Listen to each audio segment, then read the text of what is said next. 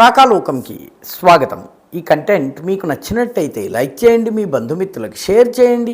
ఇప్పటి వరకు సబ్స్క్రైబ్ చేసుకోకపోతే సబ్స్క్రైబ్ బటన్ని నొక్కండి. అదేవిధంగా బెల్ ఐకాన్ని కూడా తప్పనిసరిగా నొక్కండి. జై హింద్ మిత్రులారా. పశ్చిమ బెంగాల్లో తొలి విడత పోలింగ్ ముగిసింది. ఈ వీడియో చేసే సమయానికి పోలింగ్ గడువు ఏదైతే ఉందో గడువు ముగిసింది, కానీ క్యూ లైన్లలో ఇప్పటికే ఉన్నవారు ఉన్నారు. వాళ్ళు అందరూ ఓటు వేసిన తరువాత రాత్రికి లెక్కలు పూర్తయిన తరువాతే అసలు ఓటింగ్ శాతము బయటకు వస్తుంది. కానీ ఈసారి పశ్చిమ బెంగాల్లో అద్భుతం జరిగింది. స్పెషల్ ఇంటెన్సివ్ రివిజన్ పేరిట దాదాపు 1,05,00,000 ఓట్లను తొలగించిన తరువాత కూడా మొదటి ఫేజ్కి జరిగినటువంటి తొలి విడతలో జరిగిన 152 అసెంబ్లీ నియోజకవర్గాల్లో వెల్లువలాగా పోలింగ్ జరిగింది. ఒక సునామీలాగా పోలింగ్ జరిగింది. గత అన్ని రికార్డుల్ని బద్దలు కొడుతూ పోలింగ్ జరిగింది. సిఆర్పిఎఫ్ దాదాపు 1,50,000 2 లక్షల మంది సిఆర్పిఎఫ్ జవాన్లను అన్ని చోట్ల నిలబెట్టడము, ప్రతి పోలింగ్ బూత్లో జరిగేటటువంటి పోలింగ్ను లైవ్ ద్వారా కేంద్ర ఎన్నికల సంఘం సమీక్షించటము, చూడడము, ఎక్కడ ఏ గొడవ జరిగినా కూడాను పోలింగ్ బూత్లో కనుక అక్రమం జరిగినట్లయితే దానిని తక్షణము నిరోధించటము. గతంలో లాగా ఛాపా ఓట్ అంటే మన ఓట్ని ఇంకొకడు వచ్చేసి వేసేసి వెళ్ళిపోతాడు, గుద్దేసి వెళ్ళిపోతాడు, లేకపోతే మీట నొక్కేసి వెళ్ళిపోతాడు. ఈసారి ఛాపా ఓట్ లేదు. అయినప్పటికీ పోలింగ్ శాతము గతం కన్నా చాలా ఎక్కువగా పెరిగింది.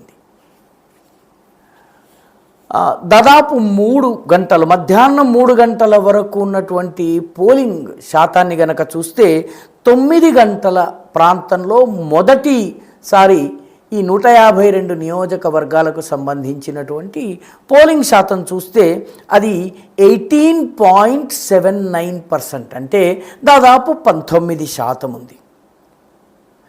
2021లో ఇదే 152 నియోజకవర్గాల్లో 9 గంటలకి జరిగినటువంటి పోలింగ్ ఎన్నికల సంఘం యొక్క వెబ్సైట్లో దొరుకుతుంది. అది కేవలము 15.4%, అంటే దాదాపు 3 నుంచి 4% ఎక్కువ పోలింగ్ మొదటి 9 గంటల కంటే పోలింగ్ ప్రారంభమైనటువంటి తొలి గంట 2 గంటల్లోనే నమోదైంది. ఇది భారీ పెరుగుదల గతంతో పోలిస్తే. అయితే 11 గంటలకి మళ్ళీ అధికారిక ఫిగర్స్ని జారీ చేశారు.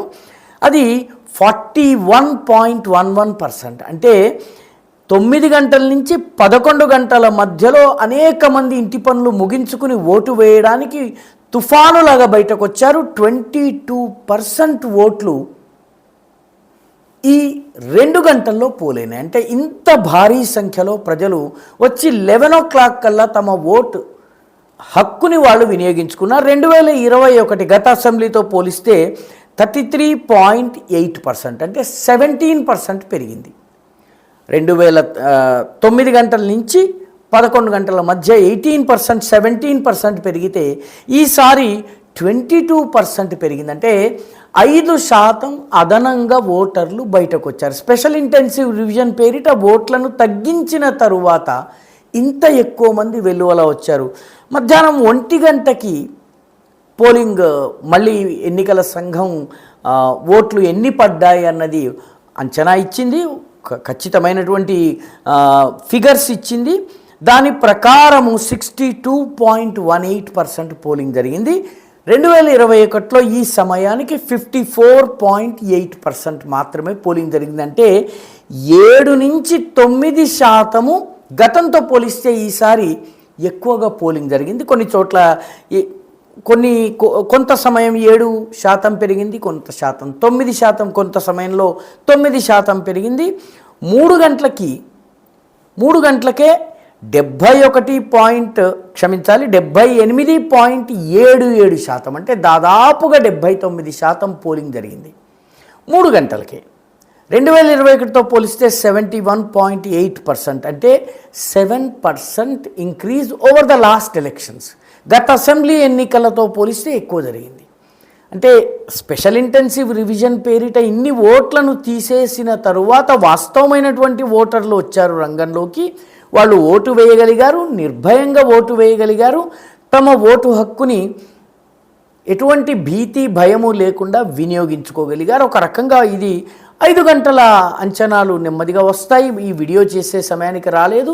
అసలైనటువంటి ఫిగర్లు రేపు ఉదయానికి తెలిసే అవకాశం ఉంది. ఏ రకంగా చూసినా బెంగాల్లో 90% ఓటింగ్ జరిగేటటువంటి సూచనలు కనిపిస్తున్నాయి. ఇది ఒక రికార్డు. 90% ఆఫ్ ద ఓటర్స్ వచ్చి ఓటు వేస్తున్నారంటే, ఒక వెల్లువలా ఒక సునామీలా వచ్చి ఓటేస్తున్నారంటే, మొదటి విడతలోని 152 సీట్లలో ఉన్నటువంటి 3,60,00,000 మంది ఓటర్లు ఇంత ఉత్సాహంతో ఇంత పట్టుదలతోటి ఓటింగ్ వేస్తున్నారంటే బెంగాల్ రాజకీయంలో చాలా కీలకమైనటువంటి మార్పు రాబోతోందని ఒక అంచనా వేసుకోవచ్చు. అయితే దీన్ని మళ్ళీ మనం నియోజకవర్గాల వారీగా చూసినట్లయితే హిందూ ఓటర్లు ఎక్కువగా ఉన్నటువంటి నియోజకవర్గాల్లో పోలింగ్ శాతం పెరిగింది. ముస్లిం ఓట్లు ఎక్కువగా ఉన్నటువంటి నియోజకవర్గాల్లో ఓన్లీ ముస్లిం ఆధిపత్యం ఉన్నటువంటి 70% ముస్లిం, 60% ముస్లిమ్స్ ఉన్నటువంటి నియోజకవర్గాల్లో ఓటింగ్ శాతము 75%, 76% దగ్గర ఆగిందంటే హిందూ ఏరియాలతో పోలిస్తే 3-4% తగ్గింది. దీన్ని ఎలా అర్థం చేసుకోవాలి? ఈ మొదటి విడతలో ఉన్నటువంటి 152 స్థానాలలో ఎక్కువగా భారతీయ జనతా పార్టీకి అనుకూలమైనటువంటి సీట్లు ఉన్నాయి. ఈ ఎక్కువగా ప్రజలు వెల్లువలాగా, సునామీలాగా, ఒక సైక్లోన్ లాగా, తుఫాను లాగా వచ్చి ఓట్లు వేస్తున్నారంటే ఇది యాంటీ ఇన్కంబెన్సీకి నిదర్శనమా? ఒకవేళ యాంటీ ఇన్కంబెన్సీకి నిదర్శనమైనట్లయితే ఈ 152 సీట్లలో భారతీయ జనతా పార్టీ అత్యధిక సీట్లను గెలుచుకునేటటువంటి సూచనలు ఉన్నాయి. ఒకవేళ మమతా బెనర్జీకి మద్దతుగా గనక ఓటర్లు రంగంలోకి దిగినట్లయితే గతంతో పోలిస్తే ఈ 152 సీట్లు, గతంలో 4-5 విడతల్లో ఈ 152 సీట్ల పోలింగ్ జరిగింది. ఈసారి ఒకే ఒక్క విడతలో జరిగింది. ఒక్క సింగిల్ ఫేజ్లో ఈ 152 సీట్ల పోలింగ్ జరిగింది. పర్యవసానంగా మరొక 142 సీట్లు మమతా బెనర్జీకి నిజంగా బలం ఎక్కువగా ఉన్నటువంటి నియోజకవర్గాలన్నీ కూడా సెకండ్ ఫేజ్లో ఉన్నాయి. ఈ సెకండ్ ఫేజ్లో ఏం జరుగుతుంది? ఈ ఫస్ట్ ఫేజ్ యొక్క ఉత్సాహం గనక సెకండ్ ఫేజ్కి కూడా వ్యాపించినట్టయితే, ఓటర్లు ఇదే రకంగా స్పందించినట్టయితే బెంగాల్లో చాలా పెద్ద రాజకీయ మార్పు రాబోతుంది.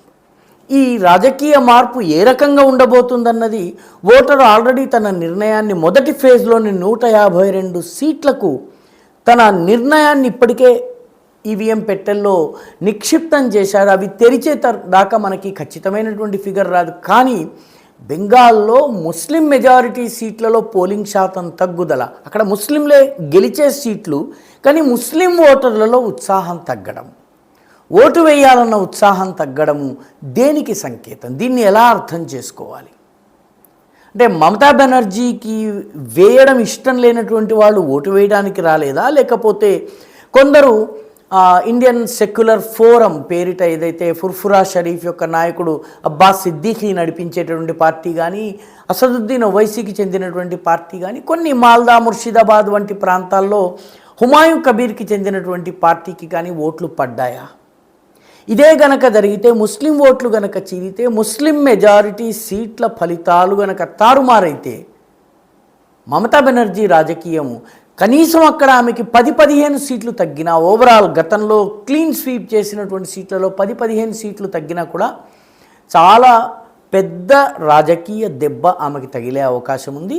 కాబట్టి ఓవరాల్గా ప్రస్తుతము ఈ ఓటర్లలో కనిపిస్తున్నటువంటి ఉత్సాహము ఒక సునామీలాగా, ఒక భారీ వెల్లువలాగా ఇంతమంది ఓటింగ్ వేయడానికి రావడము, ఇది బెంగాల్ ప్రజలలో ఏదో ఒక పట్టుదలను సూచిస్తోంది. ఏం జరుగుతుందన్నది సెకండ్ ఫేజ్ అయిన తర్వాత, ఆ తరువాత ఫలితాల ఓట్ల లెక్కింపు మొదలైన తర్వాత మనకి తెలుస్తుంది. కానీ బెంగాల్లో ఈసారి జరిగినటువంటి ఓటింగ్ మాత్రము సామాన్యమైన ఓటింగ్ కాదు. మీకు నచ్చినట్టయితే లైక్ చేయండి, షేర్ చేయండి, ఈ ఛానల్కు సబ్స్క్రైబ్ చేయండి. మీ అభిప్రాయాన్ని కమెంట్ల రూపంలో తప్పనిసరిగా పంపించండి.